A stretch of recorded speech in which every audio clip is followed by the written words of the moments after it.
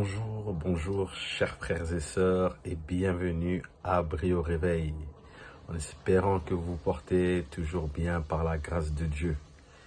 Aujourd'hui, c'est le premier Brio Réveil de l'année 2023, et donc par cette occasion, je tenais vraiment à vous souhaiter une très bonne année 2023. Que cette année 2023 soit une année de succès, de grâce et de triomphe dans votre vie. Que le Seigneur puisse vraiment étendre sa main sur votre vie dans cette année 2023. Et que vos projets, vos objectifs que vous avez, que vous puissiez les atteindre. Dans le nom puissant de Jésus. Nous sommes toujours là, au réveil, toujours fidèles pour parler de la part du Seigneur. Et ce matin encore, nous allons encore parler de la parole de Dieu pour faire du bien à nos âmes, à notre esprit, afin de bien commencer cette journée. J'ai deux personnes ce matin qui m'ont inspiré. Premièrement, c'est la femme à la perte de sang. On peut le lire dans la Bible, Luc 8, c'est parti du verset 43. La Bible dit que cette femme perdait du sang pendant 12 ans.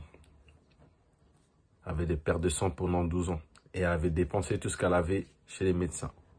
Mais personne ne trouvait le remède pour pouvoir la guérir, si je peux dire ça comme ça.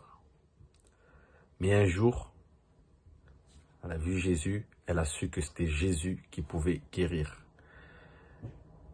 Malgré la foule qui était derrière, autour d'elle, elle est partie.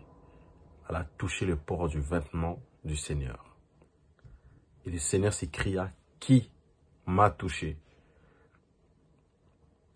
Et on lui dit qu'il y a beaucoup de monde.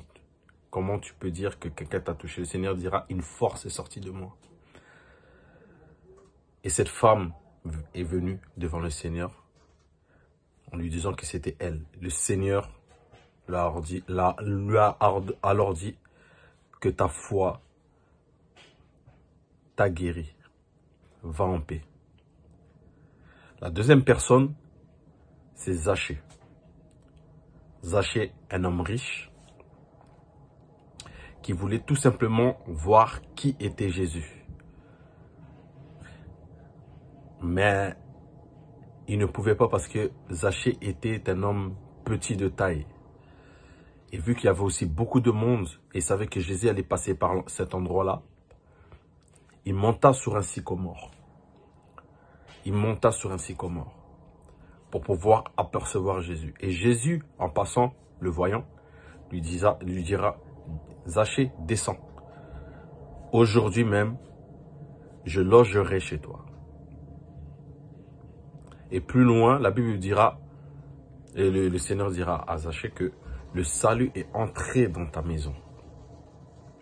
Où est-ce que je veux en venir en parlant de ces deux histoires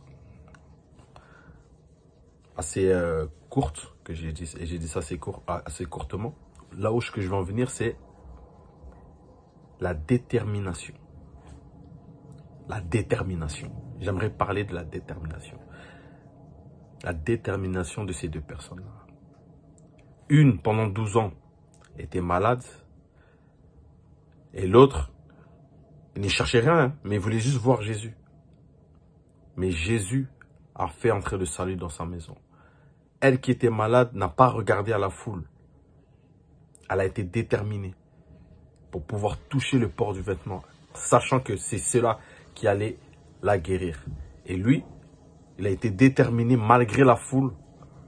Il a cherché une solution. Il est monté sur le sycomore pour pouvoir voir Jésus.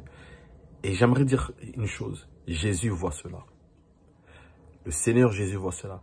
Si tu es déterminé, le Seigneur est capable de t'ouvrir des grandes portes. Tu es déterminé. Tu as de la détermination. Le Seigneur est capable de te guérir de la maladie que tu as. Si tu es déterminé, tu as de la détermination, le Seigneur est capable de faire de grandes choses. Voilà pourquoi je t'encourage en ce matin à pouvoir être déterminé. Déterminé à réussir. déterminés à chercher la face de Dieu. Une cherchait la guérison, l'autre cherchait à voir qui était Jésus.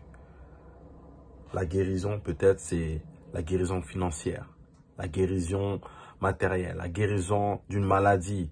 C'est peut-être, tu dois être déterminé à réussir dans ton emploi.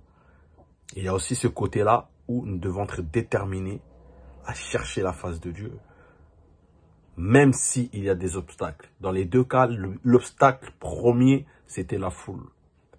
Et j'aimerais dire, des fois, oui, les gens autour de nous ne nous permettent pas de pouvoir atteindre nos objectifs. Pourquoi? Parce qu'ils sont peut-être contre ce que nous voulons faire. Peut-être c'est des personnes qui nous distraient dans notre marche. Mais j'aimerais dire, peu importe la foule, peu importe le nombre de personnes qui viennent t'entourer et qui te mettent des bâtons dans les roues, sois déterminé et de la détermination. Et le Seigneur le verra et bénira ta vie. Il te guérira et il rentrera dans ta maison, il rentrera dans ton cœur.